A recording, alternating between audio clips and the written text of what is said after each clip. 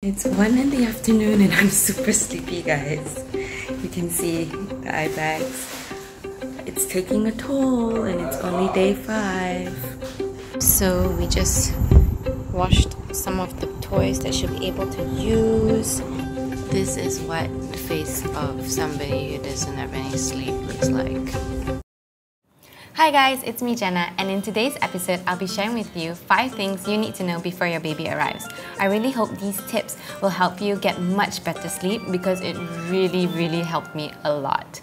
Thank you Panasonic for sponsoring this video. They recently launched their Nanoe X technology series and gave us 3 awesome products to try and keep babies safe from the air pollutants. We'll get into that a bit later, but before we do that, let's get into the video.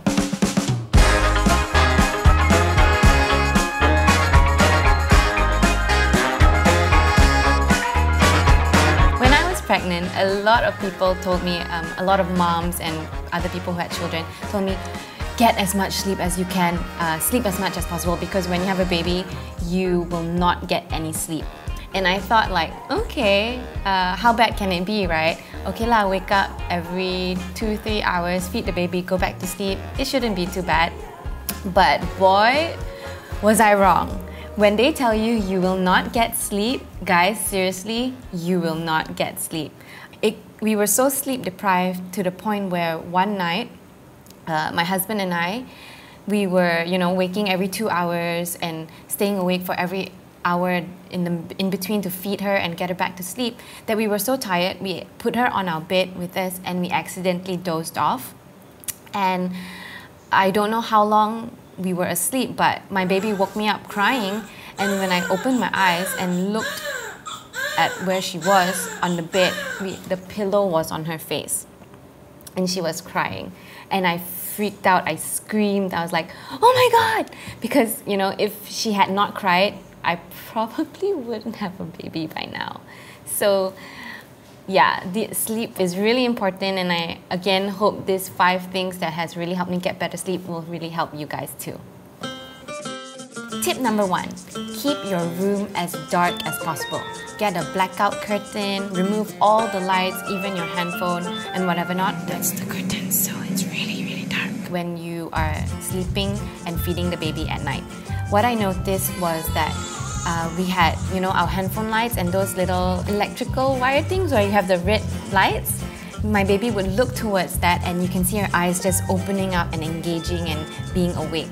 So once we removed all of that and we had the blackout curtains, it was so much easier. My baby slept much quicker after a feed at night. Tip number 2 is swaddle.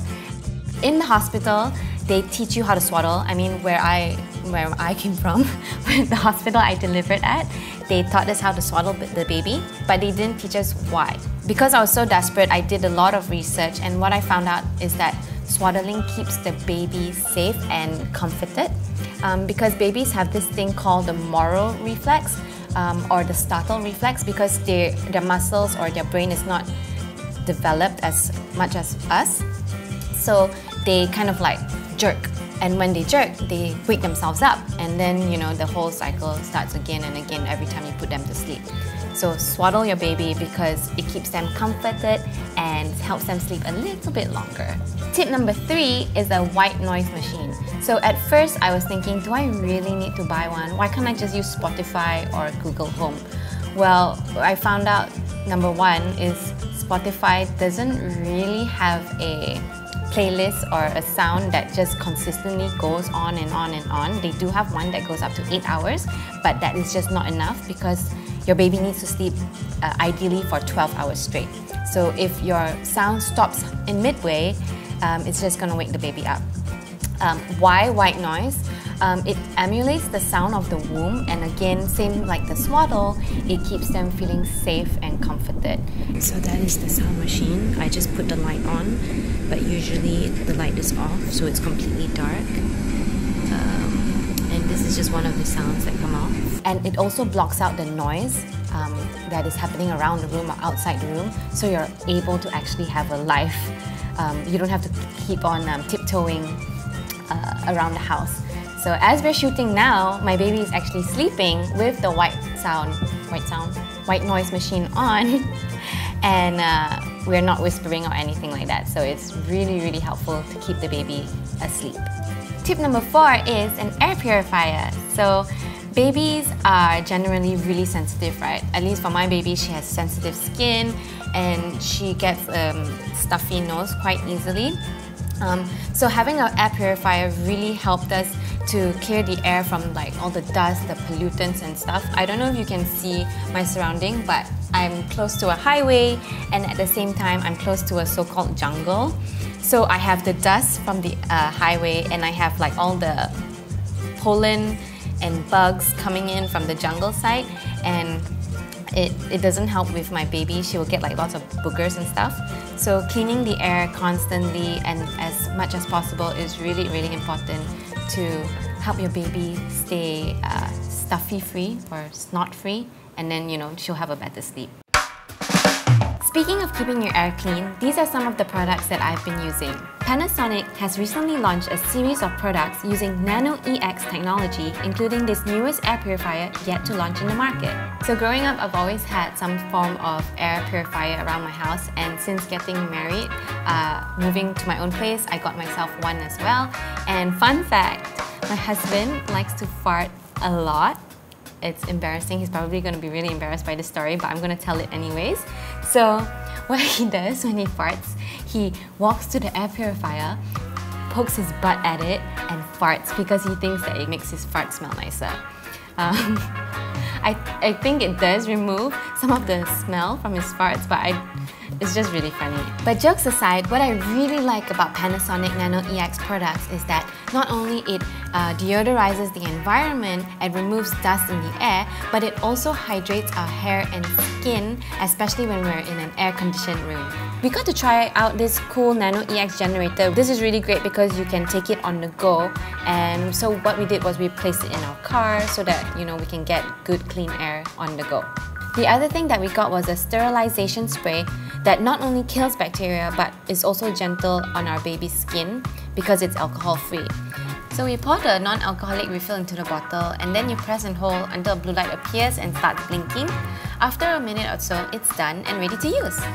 The electrolysis lasts up to 4 hours each time it's activated. It's super compact, sleek, and it's perfect, can fit in your bag, and it's just really easy to use on the go.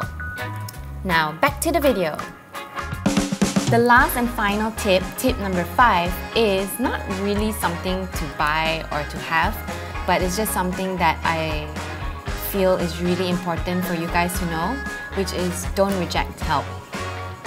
Before I gave birth, your parents and people would offer a lot of help, and I thought to myself, it's okay, I can do it. I can do it all by myself. But when the baby came and everything like that, it was really, really difficult. And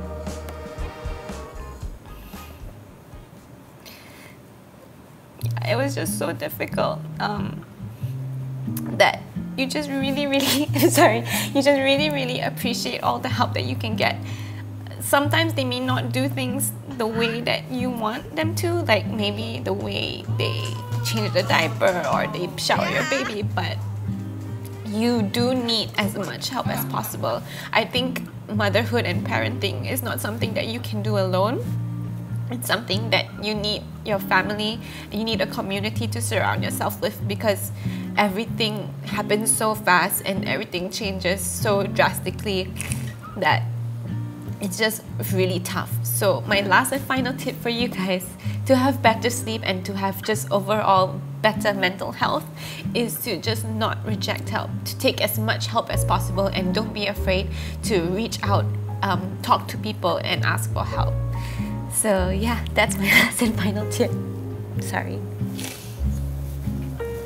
Cute tissue. Okay.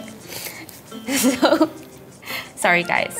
I don't know if it's the hormones or it's okay. You know what? Don't blame it on the hormones. Stop blaming it on the hormones. It's really difficult. So these are the tips that helped me. Again, I'm not a professional. I'm not a doctor, but I'm just a first-time mom, and I really hope that it will help you as much as it helped me.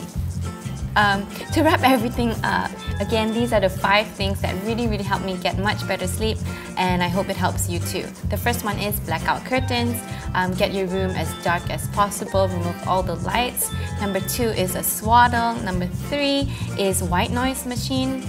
And number 4 is an air purifier to keep your baby's lungs clean and snot your nose, well yes, your nose and your baby's nose snot free. And number 5 is help. Get help, don't reject it, be open and talk to people whenever you need to.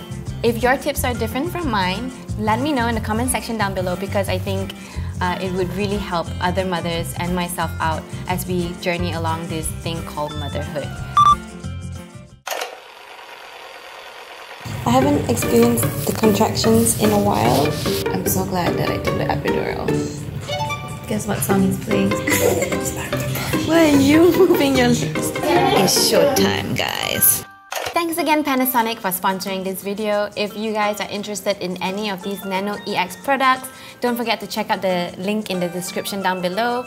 And if you like this video, don't forget to like, share and subscribe. And again, thank you so much Panasonic for sponsoring and giving us these awesome products. Till next time.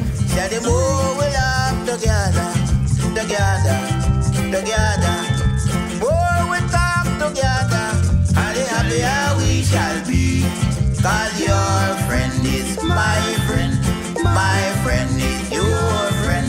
Oh, we'll have together, and the happier we